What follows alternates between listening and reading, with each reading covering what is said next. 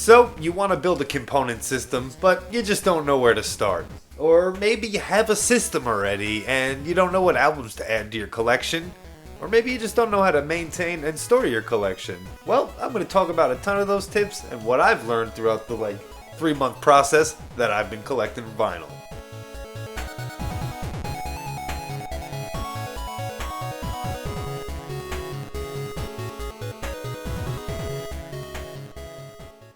First things first, I'm no authority when it comes to building a component system. I do, however, know what to look for.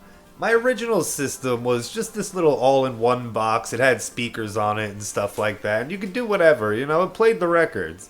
You were able to adjust the tone, and you could play the different speeds that records have. Yeah, it's broken now, but it did the job I needed it to. My thought at the time was that I'd just be collecting a few video game vinyls here and there, you know what I mean? I originally started out with, Bayou Billy, and then I bought Bio Miracle, Bokuta Upa, and then, I started finding a couple of records at the Goodwill, stuff like Styx, Paradise Theater, which is one of my favorite albums. And, before you knew it, I was slipping down the slope that I promised myself I wouldn't even get close to. After shaming me for the hand-me-down all-in-one turntable system that I was using at the time, my buddy from the Technicolor Dojo talked with me a little bit and, about different styluses and stuff like that, and we went from there. I ordered this Technics SLB 100 from eBay for a total of $60, but there were cheaper ones locally. I mainly purchased this one because it had a P-mount stylus, and it's a cinch to change for somebody like me, which is a noob. I can also tune the pitch with it. The all-in-one I had was playing some of the records a tad too fast. Well, that's no longer an issue for me.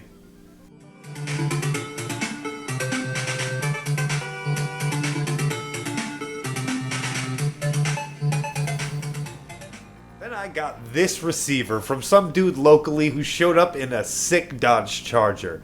It's got a ton of inputs and outputs. Component, it's got composite, it's got HDMI, RCA, and it even scales retro consoles using those HD Retro Vision cables. Brand new, it cost around $1,200.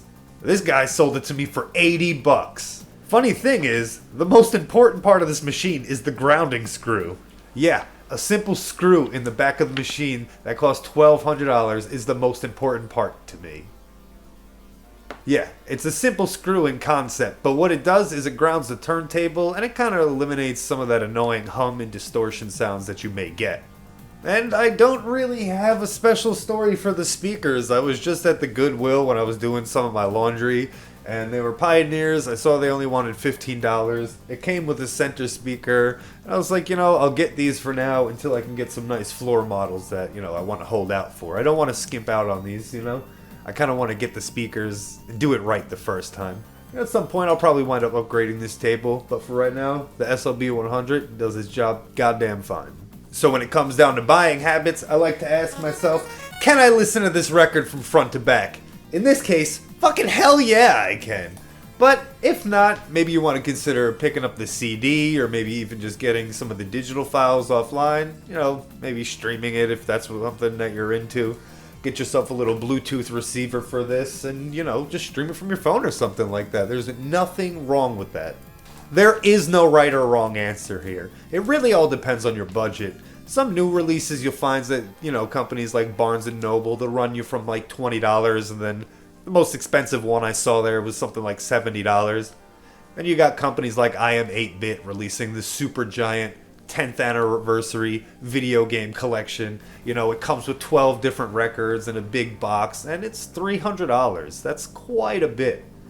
So unless it's something from this generation, maybe try searching for an older release that's in really good shape. If you're going to go like the eBay route, I highly suggest checking seller feedback.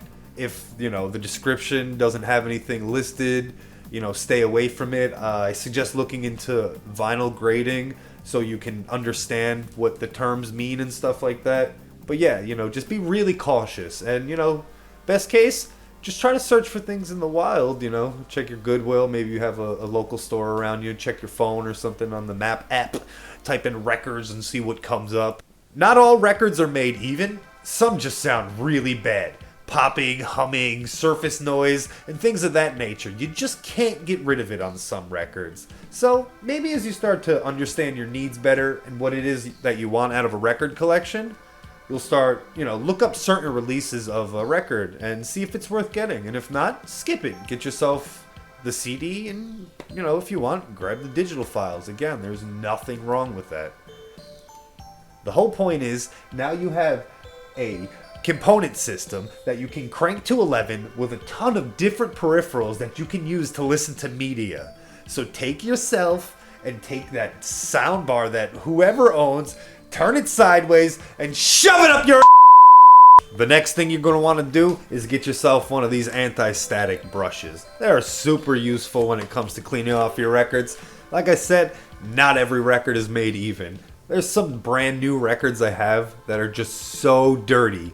And there are old records I have that are super clean. So this thing's super useful. As I said, these help to gently clean dust and any debris off your records that may be there.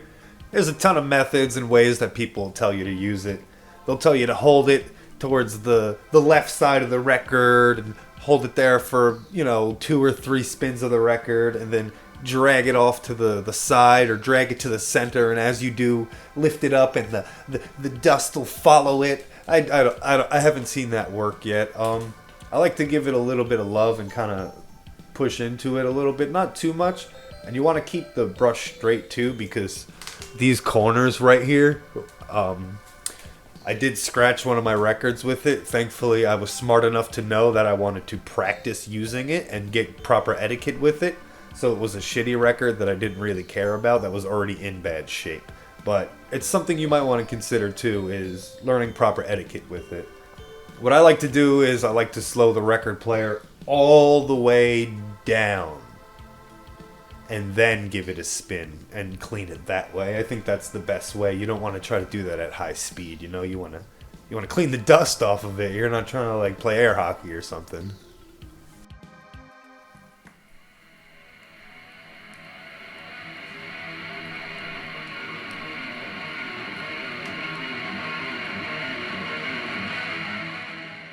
Alright, next we're going to talk about storing your record collection and, the best way of accessing it so you can listen to it. I've got one tip here. Store it vertically. Do not stack your records. Don't stack your game boxes. Don't stack your PC game boxes. Don't stack boxes. That triggers the hell out of me. Anyway, you really don't want to do that with this because it will cause warping and stuff like that to your records.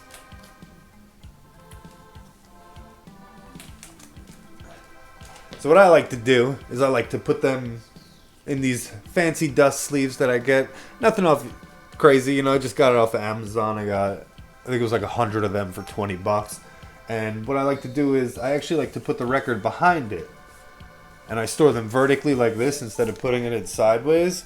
Because what'll happen sometimes when you get so many of them stacked up and you got it sideways, the record will start coming out of the sleeve. So I like to store them vertically like this. And again, like I said, I like to put the sleeve behind it, so when I want, I can access it easy, and when I'm done, I slip it right back in. You don't want to slam it. And then, I'm not gonna. I got it alphabetized. I'm not gonna just slam it in there. Yeah, and then I'll put them away. But that's like a really simple trick that I do. This way I can listen to my albums really quick, get them out, get them back in. Get them back on the shelf, get the next one in, and crank it up to 11. Most of all, just have fun with it, honestly. This sort of physical connection with music has, it's been really good for me. I work out a lot with it on and stuff like that. I get to crank my music nice and loud. It's not some little shitty sound bar. I've never owned a sound bar. It's also been a while since I've owned a component system. I've always just listened to music on my computer or plugged some headphones in. But this is a sort of different way for me to listen to music, and I'm really digging it right now. So, if you guys found this video useful or helpful or anything like that, that's awesome. Hopefully you use some of my tricks, for purchasing your first setup, maybe... storing your gear and stuff like that. I haven't figured out the best way to wash my records yet, because there are a way to physically wash them. But, you know, that's a whole nother video maybe. You know, if this is something you guys like, let me know in the comments below. If you've got some tips for a new guy like me, again, leave a comment down below. I'm Rewind Mike, and yeah, catch you next time. Thanks for watching.